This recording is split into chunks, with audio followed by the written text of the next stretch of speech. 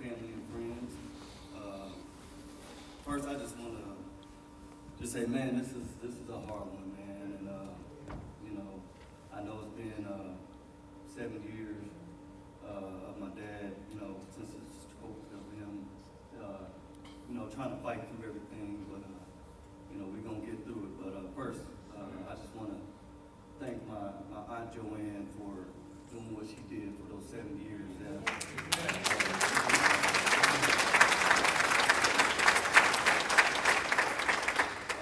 She held down the fort. My brother was doing this thing down in Houston with the constables down there, and myself getting moved all over the United States, all over the world with the Marine Corps. So I just want to say thank you, Aunt Joanne.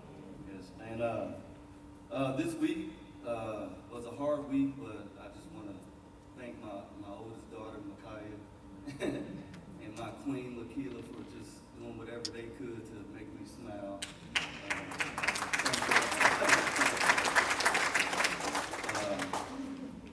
But man, where can I start with my dad? Man, I just remember, driving down this neighborhood with him, and it wasn't just a normal drive down the neighborhood. It was an event, because my daddy knew everybody,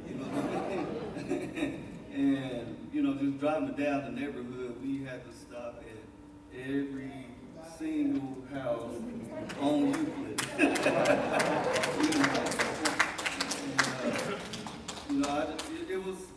It was funny because being a young kid growing up, I thought my dad knew everybody. I'm like, man, like he knows everybody, and everybody knew Tony Rowe. And on his birthdays, it was another thing, it wasn't just his birthday. It was an event, just showing up with him, early before the party kicked off, and we going grocery shopping. He had to find the best barbecue for everybody in Kansas City. And I'm just thinking it's just like a family and friend event, but the whole Kansas City, Missouri showed up to my dad's backyard barbecue. And my mom, she gives me and my little brother, she gives us crap because we didn't get the two-stepping down, but I'm gonna get it now. Because my daddy, he two-step with everybody.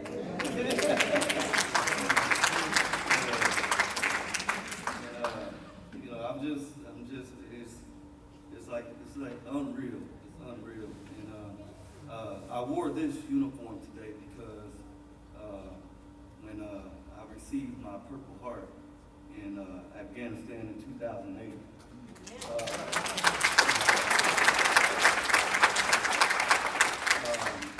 This was the uniform that I saw my dad in when I came back to Kansas City. And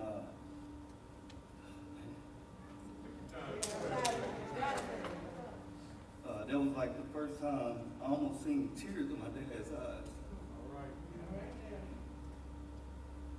Because he was just so hurt that I had got hurt out in Afghanistan, and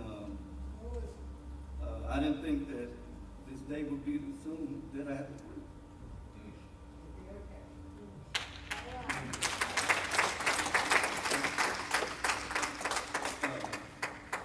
I didn't think today would be too soon that I put on my dad's favorite uniform. I know that my dad is proud of me and my little brother.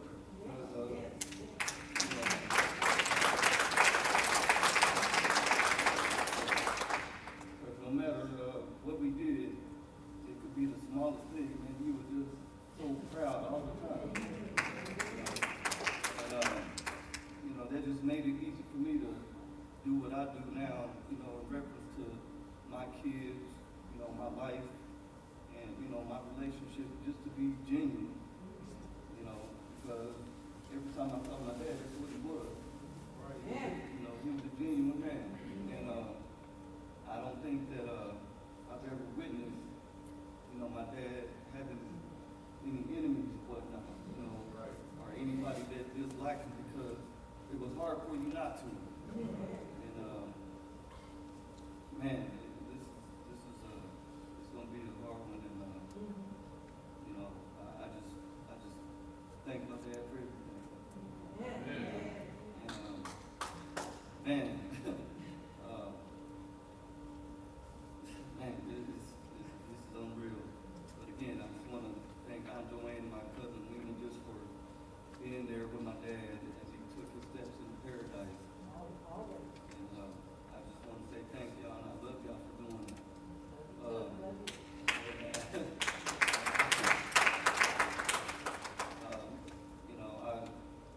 I wanted to be there, but I just couldn't. And it was so unreal. And I know that he's in a better place. And I'm gonna, fight like he did, till my final days on the earth. Because that's what he showed me. That's what it's all about. So that's what I'm gonna do.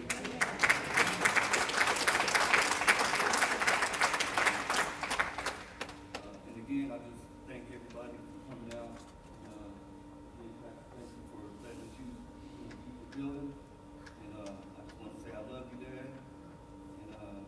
And I know that at the end of the day, I got the best guardian angel up here.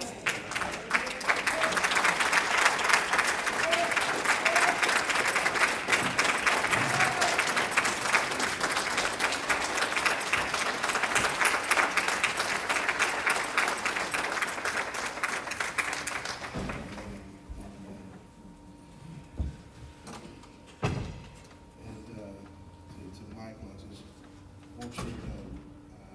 I didn't get a choice. You and Joanne just texted the service will be after church on Saturday.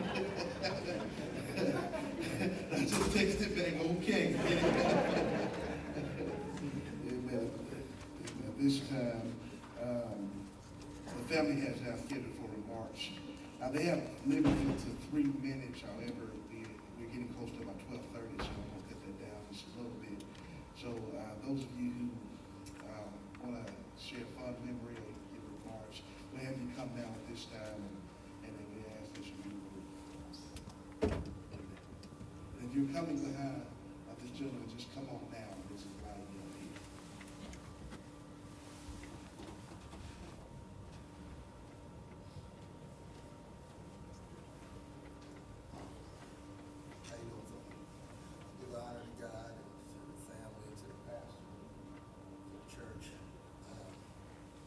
I don't know where to start.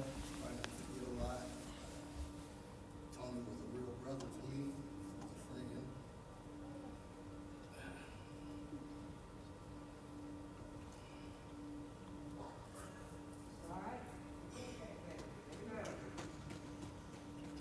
Everybody knows Tony.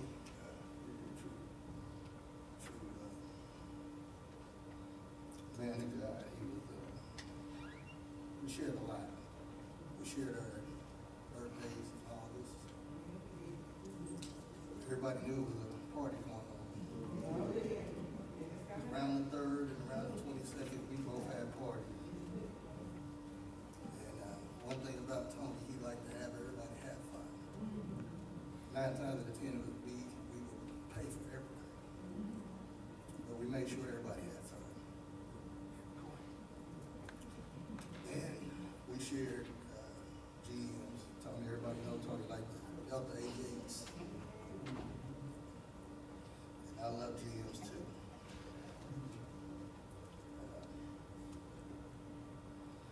Tony was a true friend, and he had Marshall will remember.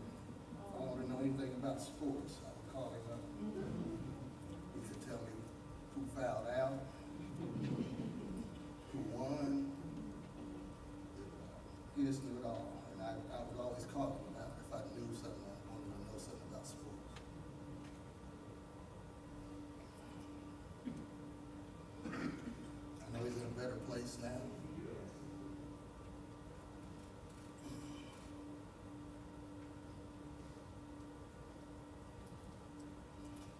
I just thank the family.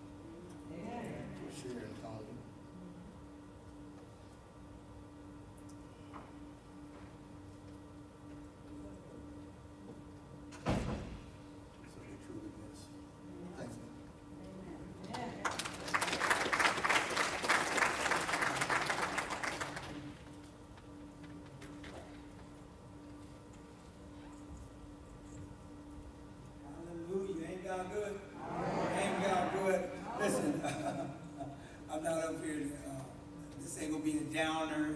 And I tell you, when I got the phone call, first of all, I've been Tony's friend probably my whole life, about 50 years. Okay, we've grown up from little kids to where we thought we was gonna be singing groups, and I mean, we've done everything you can probably imagine, good and bad. However, God have been just for us. We made it through. When they said that he died, you know, I've been for 7 years. I've been going up there. I'll see him. I got more pictures than y'all can imagine of he and I. And I was always an advocate to try to get all of our friends to come up and see him, because he really, really needed that. Mike, Curtis, and my condolences. Okay, but I thought about it when they said he died, and I got to feeling bad at first. And it took me 1 minute to think about what that brother been through. And I started rejoicing. I said, God, release that brother. My friend, okay? And today when I came down and I looked at the picture of him, and he told me to tell y'all something. He told me to say, I'm free. Thank the Lord God, I'm free. I'm no longer bound. No more pain holding me. He said his soul is resting, and it's just a blessing. Thank the Lord that Tony Rowe today is free.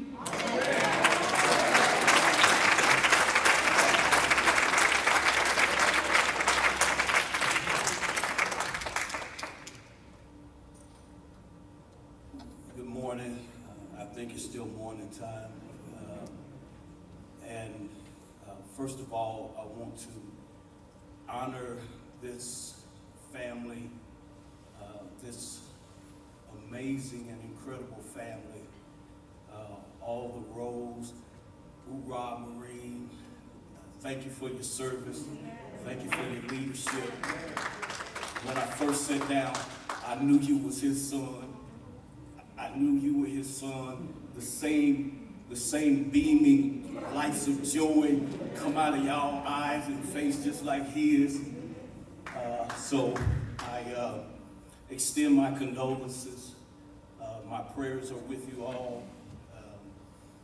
And I want to say to all of siblings, since I've known y'all since the second grade for me, some of y'all third, fourth, fifth, sixth, seventh, ahead of me and all that, and I knew your parents. I knew Mr. Rowe, I knew Mrs. Rowe, and I spent a lot of time around y'all and in y'all house. I didn't know nothing about 14th in Michigan, but I knew 39th in Michigan. That's where y'all from. I know y'all moved to 51st in Euclid, but y'all from 39th in Michigan. I know Mr. and Mrs. Rowe are proud of y'all. How y'all stuck together. How y'all love each other. How y'all remained a family and were there for one another. And so I just know their hearts are glad, and they are proud of all of y'all. And for being there for Tony. I remember, I thought it was more like 10 years ago when I visited the hospital where Tony was after the stroke. And I got the reports, and it looked so bleak. It looked so bleak, but the Lord prompted me to get in there in prayer and to pray with Tony. And I visited him for several days and prayed with him. I remember asking God to spare his life and to extend his days. And the next thing I knew, I came back and he wasn't conscious during those first few days. And I remember I came back and he was awake. That's what we were praying about. that he would awaken and that he would live. So thank God for the extra time that he gave to Tony to share with his family and those that love him, all you that love him. I'm godly proud to be an adopted little brother to all these Rows out here forever. God bless you. Love you.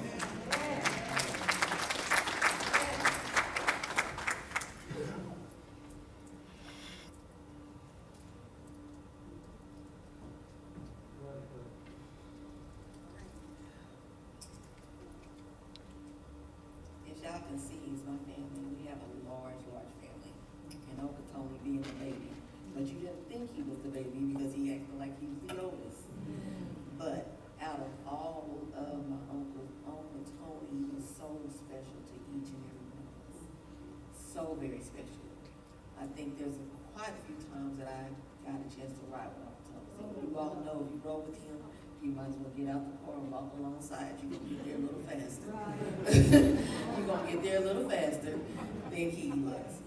But as I was talking with my cousins, and Curtis was trying to tell me, yeah, you know, Uncle Tony had these jokes.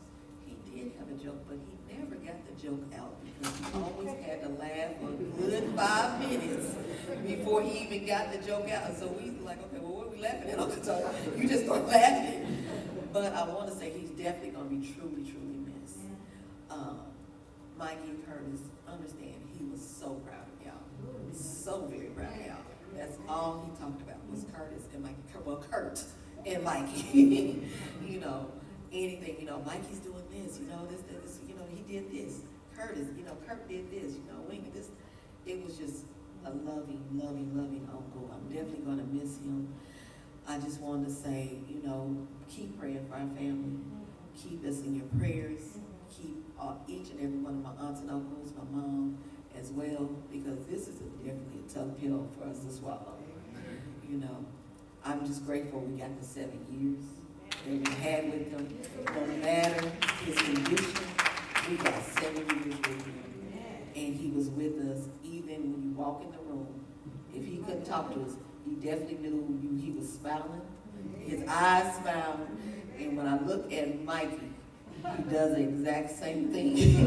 The exact same thing. Curtis does the exact same thing. You know, because when we walked into the room and Mikey would say, Daddy, he'd look up and just start smiling. Kurt goes over there, Dad, what you doing, Pops? He would look up, he would smile. So I knew that he was okay with what was going to transpire for him. So I knew today was going to be a sad day for me. Today is going to be a celebration, Uncle Tony style. So we're going to go out in style with Uncle Tony.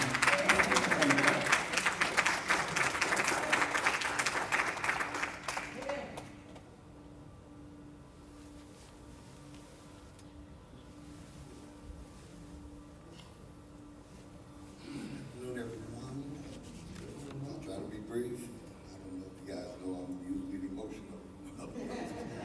So I'll try to keep it together. First and foremost, I want to say thank all you guys for coming out. Really appreciate giving the time to do it. It's kind of hard to congregate, you know, get together, you know, things like this. So I really, on behalf of my family, Rowe family, and my family, we really thank you guys for coming out. Tony, wow. It's been a tough week for me. It's been a roller coaster, up and down, up and down. I thank God for my wife. She kind of keeps me grounded. It's been tough. You know, I had a lot of soul searching, a lot of walking around, running in the walls and stuff. Because the brother's in Germany. Well, he's here, but he's not here physically. And I think about, I went back to our childhood. We kind of gravitated toward one another. Not only because we're brothers, of course, but because of the way we fell as far as the siblings. Because, you know, it's a few years between me and Tony. And actually, it's a few years between me and all my brothers. My 2 older brothers, it's 5 years between me and the youngest of the other older brother. And it's 5 years between Tony and his girls. 2 in between me and Rick, 2 in between me and Tony. Another girl behind Tony.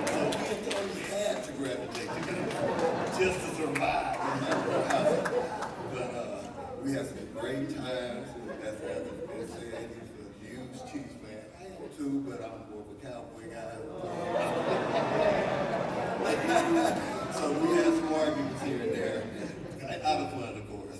And as I said, he's a huge cheese, a huge Kansas City fan, you know, cheese rolls, whatever. And you can tell by all the pictures and everything. He loves the sports apparel. So I'm gonna miss that. Two-step. Man, love two-step. We used to show the new moves that we come up with, rate them, you know. Okay, so Tony what's this one movie called his newspaper. He comes out, sticks a folded newspaper in his back pocket. So and he starts two-step. Then he goes into a double spin. Into the second spin, he's got this newspaper out reading. You got to be kidding me, Tony. I gotta bring a props into this thing. But I gotta admit, I still haven't got that move. You know, so I think about all those little times that we had together, and it's gonna be hard. It's gonna be hard, and but I can hear him in that Tony way that he used to address us, and my brothers know what I'm talking about. You get that call, "What's up, big brother? This is your little brother, Tony." As if you didn't know. But I give him to hear that right now. I really do. But, you know, and I also know that he would say, "Hey, don't worry about me. I'm good. I'm good. I'm sore right now." Even though he's right. He is. I mean, after that 7-year fight, he's sore. You know, going in there and seeing him, and I went regularly, make sure you know Big Brother was there. Big Brother was there to support him. And he knows that. And I think now, you don't have to worry about that all the time. 7 years of fighting, things done. You know, after 7 years of fighting, he don't have to speak with you with his eyes or his expressions. You know, because of the stroke taking away his voice. You know, and most of all, after 7 years of fighting, you don't have to spend practically 100% of his time. All day. He's sorry. And all I like to say is, I love you, baby boy. I love you. And you're sore. You're sore. And I'll always be here for you. Always. And a couple of days.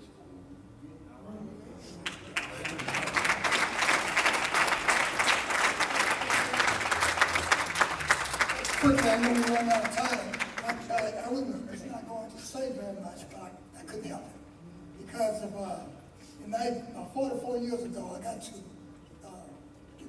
go to family through Joanne and Mildred adopted me. And I got to know the Rowe family. And I just want to say I bring love and prayer, and much prayer and encouragement to you. I want to say to Michael and Curtis, I knew your father. It's been a while since I've seen him, but you continue to follow that footstep, his footsteps, because he had a greater man, his father. He was great too, but I knew Mr. Brother Rowe and the grandmother, and I see you all young men doing very well. And you continue to follow that because you come from good stock. The reason why I said that, because I deal with black young men all over this country, because I'm an educational sport agent, and I deal with a lot of situations. You just hang in there, good example. You have these great black men, uncles, a great family. We're going to be praying for you. Do not forget your heritage, and we're going to continue to pray for you, and anything that I can do, we'll continue to pray for you. Great, the Rowes are a very, very good family, because I live about 40 miles from Fadona, and I know one of the things I'm working on to get your father, I've been talking to Joanne, to get born in hell.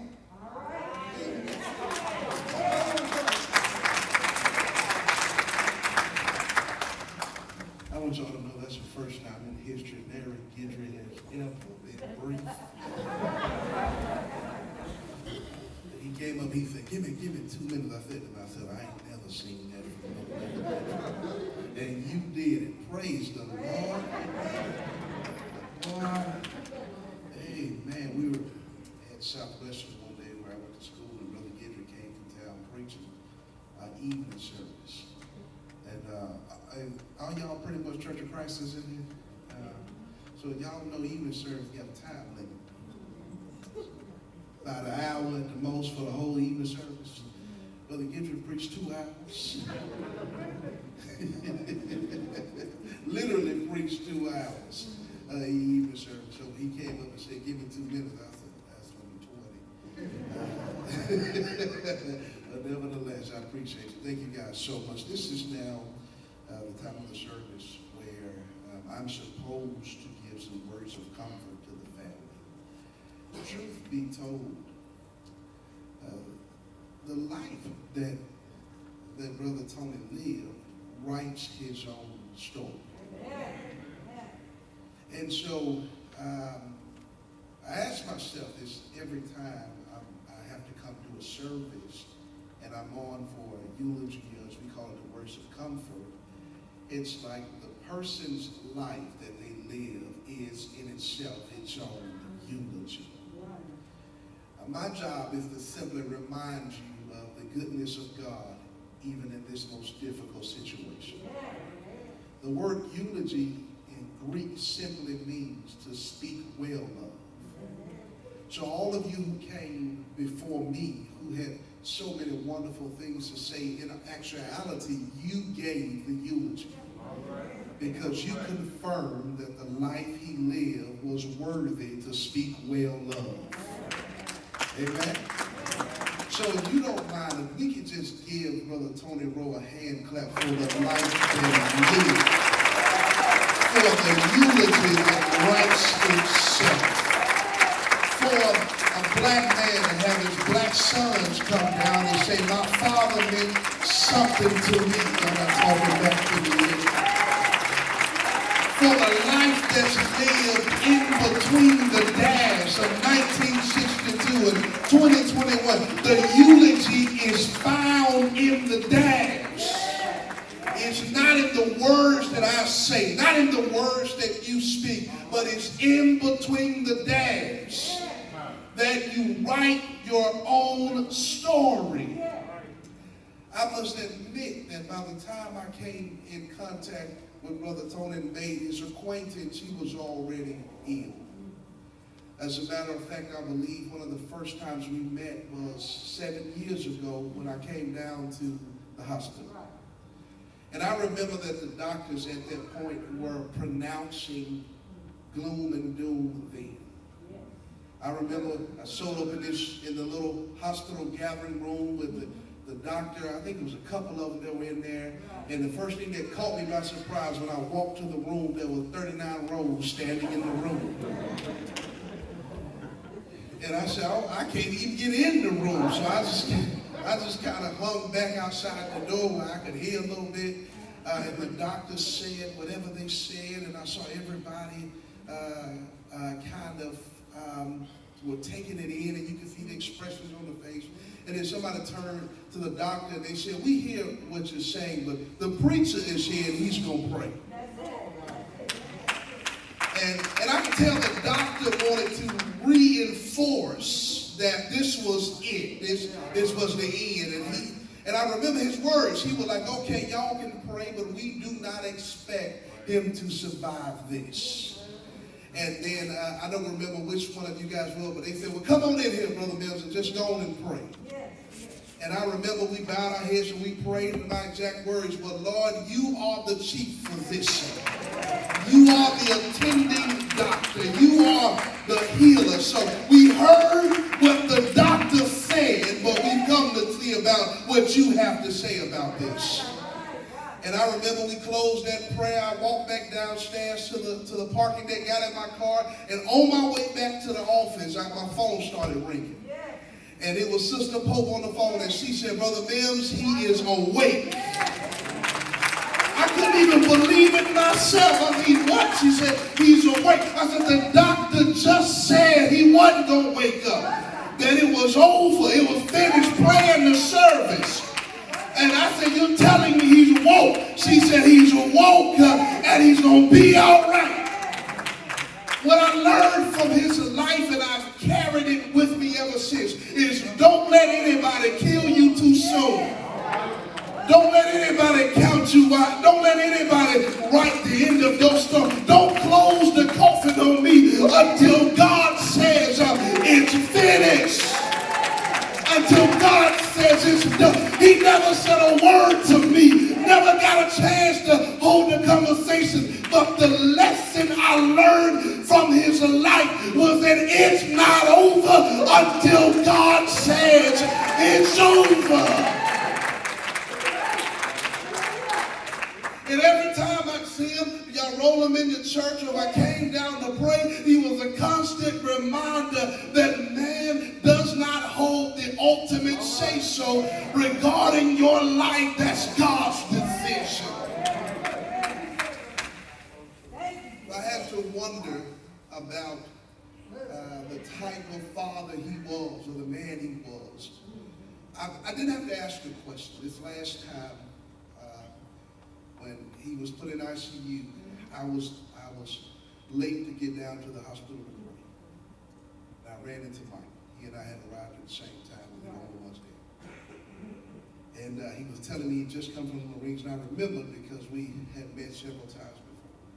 But this particular time, I asked him a question. I said, have you ever been injured? And I didn't know about the Purple Heart. And he rolled up his sleeve and he showed me the injury. He told me he had been hit with a roadside bomb. I said, that's correct. And I thought to myself, wow. But the end of this story is for a man who's been blown up. I expected that nothing would faze you anymore. Obviously, you've been to hell and back. But to see the look on your face when you saw your daddy showed me that the bomb can't blow away the connection that you felt for your daddy. And that if one was worse than the other, that losing your daddy was tougher than even the hell you've been through. And I thought to myself, I said, man, to see him like that, he's been through so much already. I said, but obviously his father means the world to him. Never had to ask what kind of father was he. The actions speak for themselves. Right. And even when you can't talk, others will write your story and will reflect who you are. As I prepared to get ready to go to my seat, when I thought about this story, I fluctuated between Hezekiah, when the Lord told him to get ready, you're going to die. Hezekiah turned his face to the wall and prayed, and the Lord gave him 15 more years. And I thought about it, I said, what an amazing story. But then I thought to myself,